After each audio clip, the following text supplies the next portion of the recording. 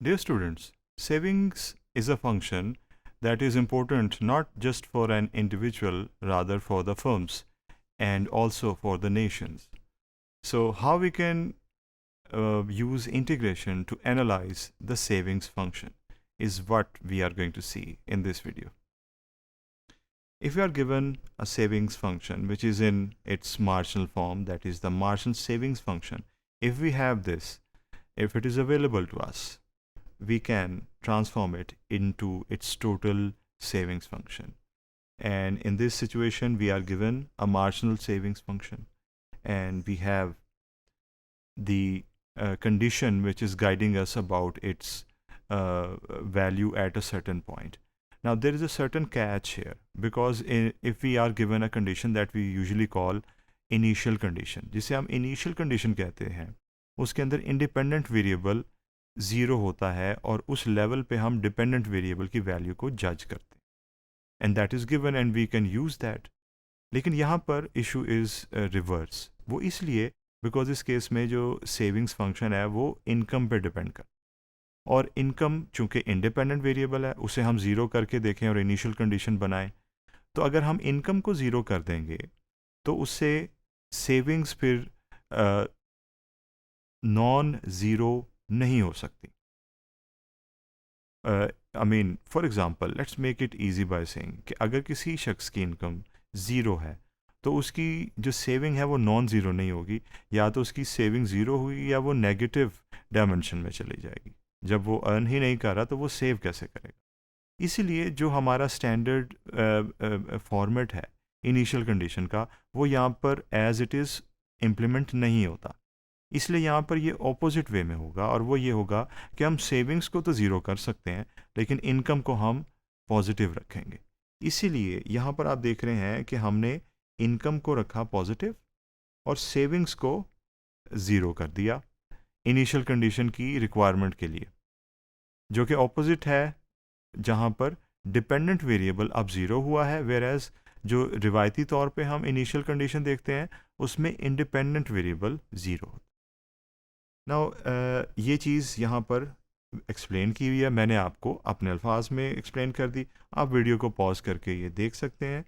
और ये वो चीज़ है कि income can not be zero, और सेविंग्स जो है उस पॉइंट पे जहाँ पर सेविंग इनकम ज़ीरो नहीं होगी वहाँ पर सेविंग कोई पॉजिटिव वैल्यू अडॉप्ट कर सकती है, अदरवाइज नहीं.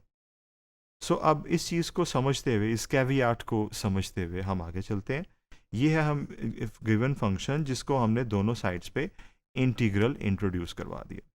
अब इसे सॉल्व करना हमारे लिए कोई नई बात नहीं है, because we have been doing this.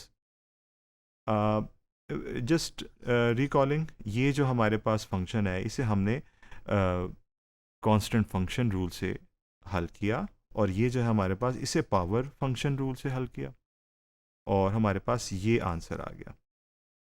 Okay, अब इसके बाद ये हमारे पास ये स्टेप है और ये स्टेप हमारे पास है. ये सी जो है ये पिछले स्टेप का है, और ये है स्टेप करंट का सी. अब इसके अंदर ये हमारे पास जो सोल्यूशन आया है, दिस इज़ जनरल और इनडेफिनिट और इनडिटर्मिनेट. इसे हम डेफिनेटाइज करने के लिए उस कंडीशन को यूज़ करेंगे जो कि हमें शुरू में दी हुई थी, दैट इज़ कि सेविंग ज़ीरो होंगी जब इनकम हमारे पास 81 यूनिट्स ऑफ करेंसी हो. सो इसका मतलब ये है कि जहाँ जहाँ पर इनकम है वहाँ पर मैं 81 लिखूँगा जैसे आप देख रहे हैं, और सेविंग्स का जो है वहाँ पर हमें एज्यूम करना पड़ेगा कि इस लेवल पर सेविंग्स ज़ीरो है.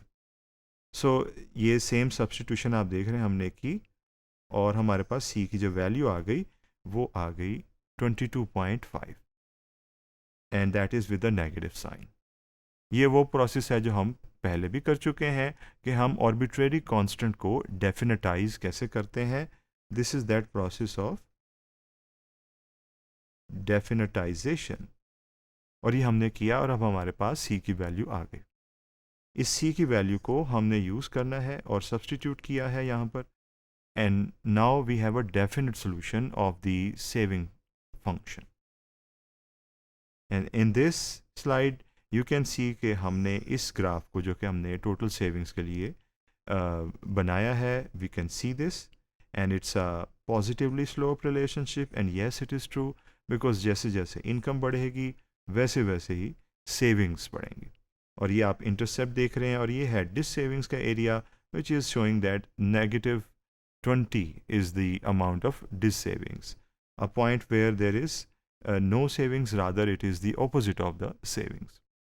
So using this diagram, we can be sure that we have developed a total savings function from the marginal savings function with the help of integration. Thank you.